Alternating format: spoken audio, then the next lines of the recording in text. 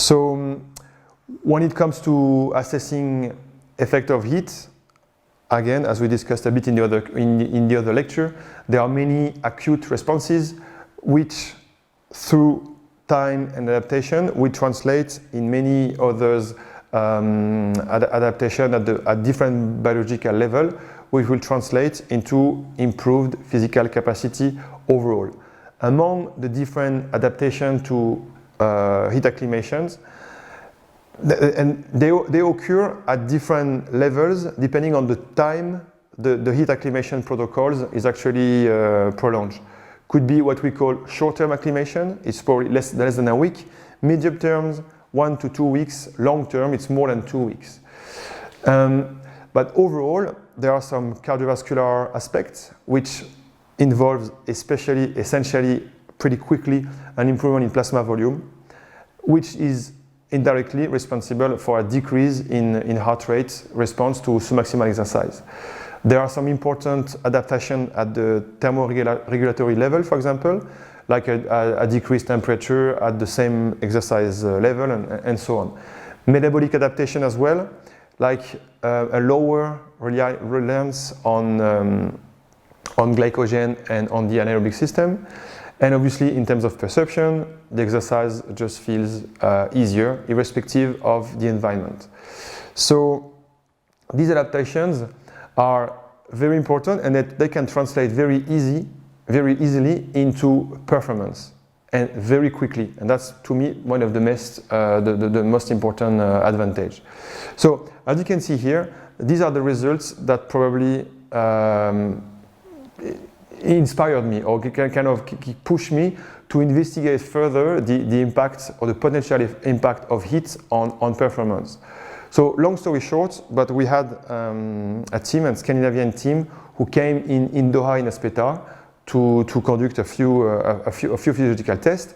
That was, I think, in October, November, so it was pretty hot in Qatar, but there, where those guys were from, it was already freezing. And they came, before arriving at the location, they had performed a yo-yo test in temperate conditions, so at their location. These yo-yo tests, they just came and they just trained for a week in Qatar. In overall, they did 5 training sessions playing football. So simply playing football, they trained, they did their usual warm-up, possessions and so on, so little training, nothing much. At the end of that week, we have them to perform another yo-yo test. And we observed, in 1 week, a 7% improvement in yo-yo. Before we're discussing the 3% increase in VO2, which I didn't feel was much. But a 7% in yo-yo is actually 3 times what we call in statistics the smallest worthwhile change. It's actually a moderate to large improvement if we look at through this aspect of statistical analysis. So it's a substantial improvement. In 5 sessions, playing just football, 7%, we all felt that there was pretty interesting findings. So based on that, we just kept on going further and working a bit more toward understanding more how we could use heat, especially just training, just playing football, to improve performance.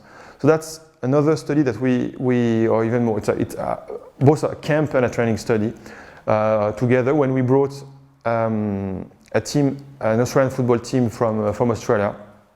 More or less same setup, few tests when they come, they just train outside in the heat, 35, 33, 36 degrees in Qatar, and we just test them after a week, after 2 weeks. And as you can see here, you see especially the rate of increase of in this case it's yo-yo 2, the rate of increase of performance within a week, and you see, compared with the usual historical improvement in the same test the previous years when they were training in temperate environment in Melbourne. And you see that the rate of increase is just way faster than it was used to be when they're training in temperate condition. So it's not a proper control study, but compared with usual, in a week in Qatar, they reached the same level that they were used to reach in a month or few months when they were training back in Australia. So another kind of anecdotal finding, which just shows the potential of increasing very, very quickly performance using heat. Another way to see the problem is to say, okay, we can't travel to Doha or in hot environments. Okay, let's use the the heat chambers in the club. You may have to think how to bring a heat chamber in the club. There are obviously some companies who provide this well packed, well prepared.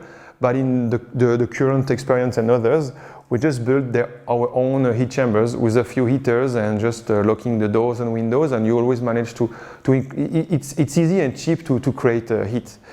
So in that case, as we were discussing before with hypoxia, difficult to add something very strenuous, difficult to add some high intensity sprints on the top of normal training because of this additional work, the added neuromuscular work. We don't want to overload the legs.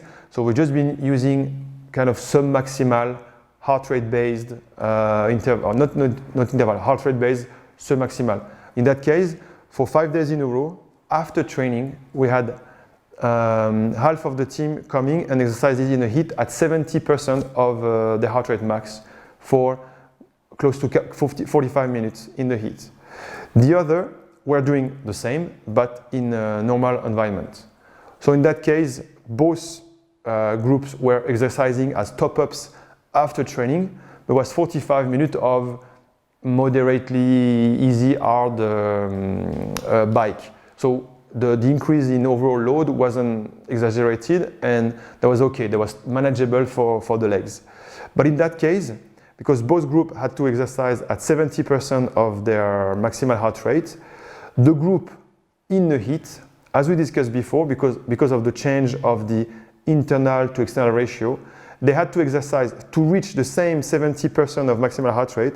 They had to exercise at 30% watts or 30% less watts in terms of power. So they were actually training at the same internal level, but they were working less hard for their legs, which is exactly what we want when we implement a top-up after training.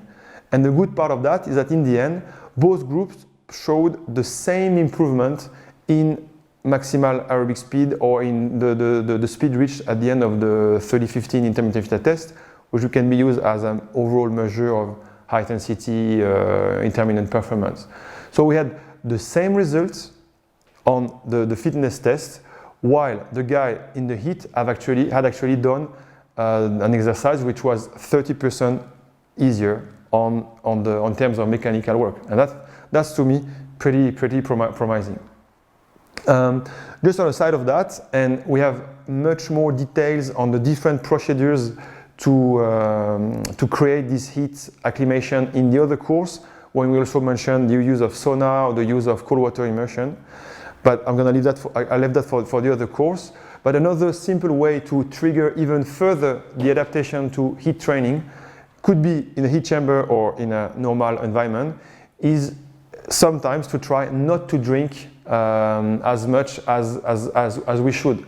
Obviously, this has to be monitored, has to be done carefully.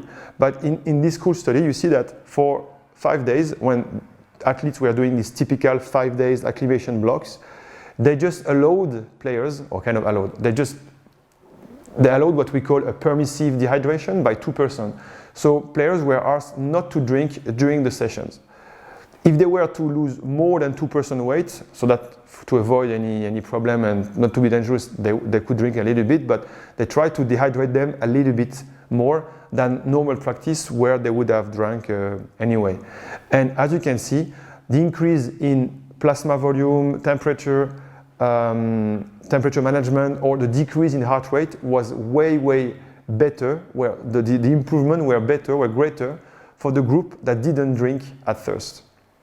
So a simple tip, but could be of interest as well, when you have players already used to training in the heat and so on, that could be an additional tool to make the adaptation even greater. So, trying to summarize a little bit the advantage of heat training, as you see, there are more or less the same arguments we had for hypoxia altitude training. For hypoxic, there were limitations. In that case, they are just the converse. They are just potential advantages. Access to and cost of environmental rooms.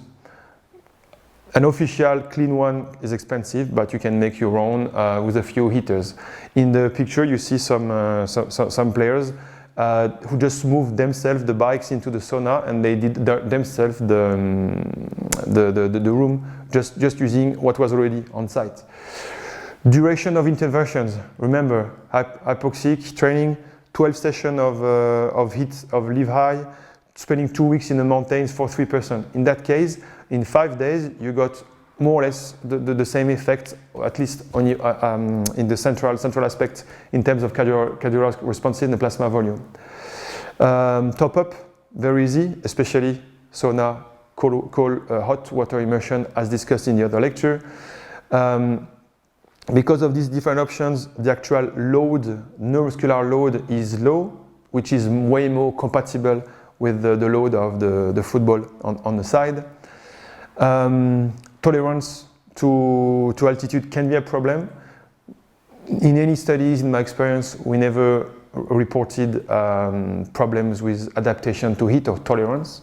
In the worst case, you just exit the heat chamber if you're not feeling well, and you recover in a minute. So it's pretty easy. There's no known problem in terms of sleep quality with heat, as long as you rehydrate properly after. Obviously, we're talking about not drinking much during, when players are well adapted, but what is always very important is to rehydrate after, of course.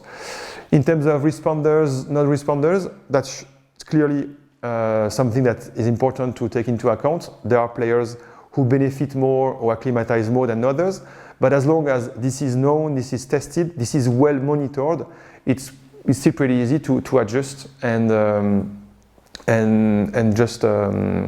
change the contents or just or have an individual approach for everyone. So I would conclude this saying that it's way likely the best option, and even though there's still more research to be done. And to finish off, again, last very short part, I'm gonna just give you a few insights into a side project with the Australian team that traveled to Doha. So I was mentioning the fact that they all had this adaptation to heat and so on. There were some of the results. But the truth and the overall experiment was around having half of this team sleeping in the hypoxic dormitories in Aspetar, while the other was sleeping in another side of the hospital, but at sea level. So the paradigm was kind of a sleep high and train in the heat, and the other one was sleeping low and training in the heat. And the rest of the time, they were all training together. They were more or less just sleeping at different altitude. The idea behind that is to say, okay, with altitude, if we stay long enough, as we discussed, we have this increase in hemoglobin mass, which alone might not be worth for the money and the logistics, I agree. But now, if you add at the same time training in the heat, then you're gonna increase your plasma volume. So on what side? Hemoglobin mass through altitude, plasma volume through heat, combined, that might be the best way to actually improve the overall oxygen carrying capacity, because you're not working just on the volume, just on the hemoglobin mass, you work on both. And discussing about cost-benefit logistic, in that case, if you bring both at the same time, the heat effect, the altitude effect, then this special camp might be beneficial, because you might be just getting the best of both methods. So what did we observe? First of all, this typical heat response test, when we look at the concentration in sodium through the sweat, and obviously with adaptation, this amount decreases, which is a kind of a typical adaptation. We saw substantial decrease for both groups. So in that case, irrespective where they were sleeping, they showed the same adaptation to heat, which was interesting to know to start with. Now when it comes at the response in terms of hemoglobin mass, without any surprise, there was no change in hemoglobin mass in the group that slept at sea level. Could be at the end of the camp or even a month after the camp when we redid some of the measurements. So not surprising, did not sleep at altitude, hemoglobin mass didn't change, which shows again that hemoglobin mass doesn't improve much when we just train. You need to have this hypoxic stimuli. On the other side, as expected, but good to see, the group that actually slept at altitude showed a 2 or 3% improvement at the end of the camp and a further improvement a month after, and they reached about 4% a month at the end of the camp. Same in the camp. When we look at change in plasma volume, in that case, both groups showed an improvement in plasma volume because both were training in the heat. So we see that these responses are very specific to the environment.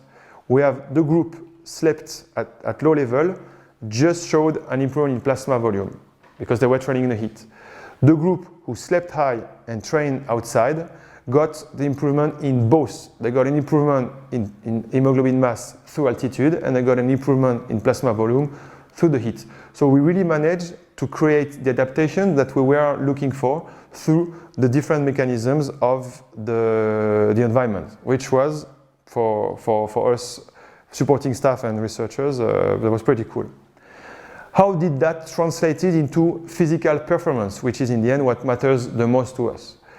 Surprisingly, these differential improvements in physiology did not translate into different improvement in running performance. Both groups showed a 25% improvement in yo-yo 2 performance in 1 week, and overall a 45% improvement in 2 weeks, which is a massive improvement, likely related to the heat alone, because we didn't see any difference in this improvement between the group that slept low and the other one that slept high. So on the short term, massive effect, but nothing to suggest that the fact that they slept high helped any further. However, if we look at what happened a month after the camp, as you can see on the right, a month after the camp, there was a tendency for the group who slept at high altitude to maintain a bit better the yo-yo performance. There was a small drop for the heat group or the heat only group, while for the heat plus altitude, there was a bit better maintenance. So here, a month after, we see at least a little bit benefit of the combined effect of heat and hypoxia. But again, this differences is about 5% only. So 5% statistically for yo-yo RER2 test, 5% is only considered as a small changes, and it's not something amazing. So in that case, I would go back to this 25 or 45% in 2 weeks with the heat and just the heat versus gaining 5% more a month after with all the additional logistic of hypoxia. So I think that summarizes pretty much everything we've said before, is that you still need a lot of logistics, a lot of cost to gain something a month after, which might not be as determinant as what you got from the heat. So the benefit of heat, the ease and the access of heat, the massive improvement compared with what you can get from hypoxia, again, make me think that when we have to choose, the discussion is not a very long discussion. So to summarize this course, we're going to start by saying that despite some scientific evidence showing its potential physiological benefits, altitude or hypoxic training has too many limitations to be used in the elite settings. Logistics, as we discussed, duration of exposure, the number of sessions required, impossible. Sickness can happen, affects body compositions. I talked a bit more in the other lecture about that. The limitations and the reduction in speed during training that can make the players slower when they stay at high altitude. Conversely, heat training represents the best option to gain fitness. We have effects in 3 to 5 sessions already. No need to tax the neuromuscular system, so it's just perfect for top-ups, just an easy session on the bike after training, sauna, hot water and so on. Can be done on site. Building a hot chamber can be pretty cheap. Most of the time it's pretty well tolerated. However, there's still more research required to understand the value of the combined use of heat and hypoxia, because that's just the result of one study. I'm obviously aware of more studies that have been conducted lately in the recent years with different populations, so I wanted to keep that clear at the moment, but just to be honest as well, is that the other studies haven't been as conclusive as ours, but I think the main message was, using our study, was more about comparing the benefit of both, with a slight benefit from hypoxia and a large benefit for it. So even though there are more studies on this combined effect, I still believe that just this example should be enough for you to make yourself an opinion.